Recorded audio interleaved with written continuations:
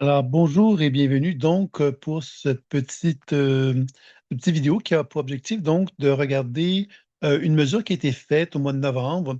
Moi, je suis enseignant de la pratique de la pleine conscience intuitive, une méthode pour développer l'intuition et les soins que j'ai développés. Et je l'enseignais au mois de novembre et j'avais l'appareil, le Cardium, que j'avais avec moi. Et j'ai proposé à certaines personnes là, de pouvoir faire une mesure avant et après, une journée de soins qu'ils faisaient sur eux-mêmes et sur leur entourage, pour les gens qui étaient présents dans l'enseignement. Et ça a donc donné un certain nombre de mesures et je partage chacune d'elles à travers des petites vidéos. Donc ici, c'est le cas numéro 5. Donc c'était la personne, c'est pas son prénom que je vais nommer, mais plutôt le chiffre numéro 5. Et cette personne-là, donc, a bénéficié d'une première mesure vers 9 heures le matin et d'une autre mesure vers 18 heures en fin de journée. Et ici, c'est Laura dont les questions. Alors, Laura, ce qu'on voit ici, c'est la dominance de Laura. Alors, ici, on voit que c'est le chakra du cœur dans les deux cas. Je dis dans les deux cas parce que ceux qui ont pu voir d'autres vidéos ont peut-être pu observer que il y a d'autres personnes qui avaient des changements de dynamique énergétique entre l'avant et après, c'est-à-dire que le chakra changeait de dominance, hein, c'est-à-dire qu'on pouvait constater qu'une personne pouvait être chakra sacré avant et chakra du cœur après, par exemple, pour donner un exemple. Donc, ça peut arriver. Alors, dans ce cas-ci, on reste dans la même dominance.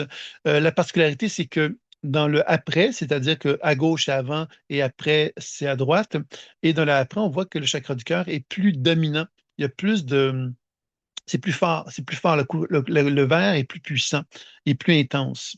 Donc, ça indique bien quelque part que euh, je dirais ça comme ceci. Cette personne-là, quelque part, doit faire attention à pas trop se donner, à pas trop s'investir, parce que c'est quelqu'un qui peut s'emballer au niveau émotionnel. Et quand on s'emballe émotionnellement parlant, ben, inévitablement, on peut s'investir d'une façon trop importante vers notre entourage, puis on peut se perdre dans celui-ci. Alors, c'est ça un petit peu que ça relate, ce dessin-là du avant et du après.